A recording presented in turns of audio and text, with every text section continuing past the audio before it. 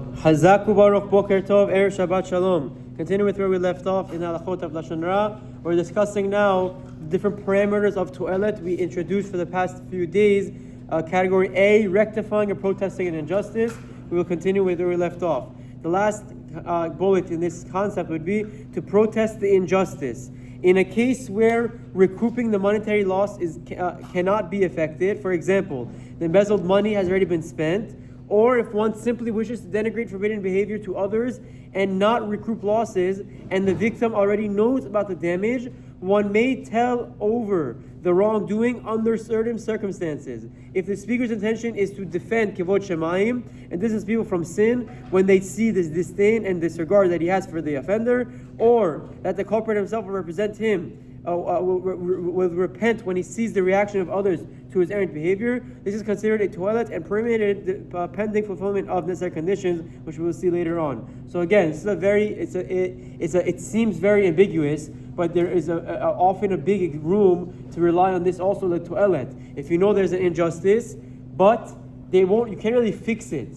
There's someone who's acting like he's poor, running around getting money from people. I'm not going to stop everyone from donating, but in this scenario, it would be mutar according to this, again, under all the circumstances being met, to tell other people that he might go up to next, by the way, do your due diligence. This guy isn't what he acts to be. This guy isn't what he's telling you what he is. Don't hand him cash, etc., etc.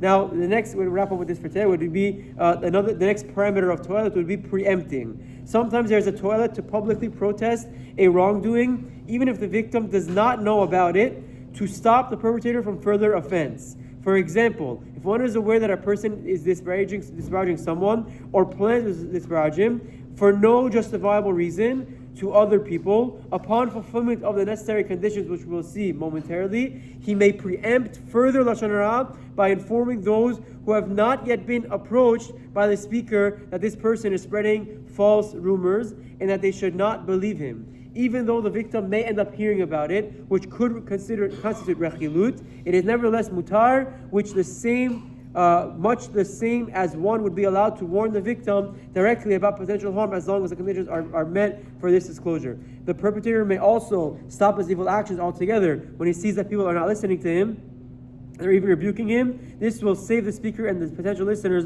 from severe isur of Lashon Hara. So again, it sounds extreme, but if you know someone is going off and spreading a lot of Lashon Hara and speaking a lot of negative information about someone in specific, you can preempt that, again, under the specific circumstances that we'll see in the next section, but you can preempt that and protect that individual, the subject, by telling others, by the way, this person is going to come and tell you negative things about him. It's not true. I'll tell you why it's not true. Here's the evidence and the proof. Don't believe it. Don't let it spread. That even though you're saying Lashon Hara about the person who's spreading rumors, it's still protecting the subject, which preemptively would be mutar, according to the Chafetz Chaim. Chazak baruch and Shabbat shalom.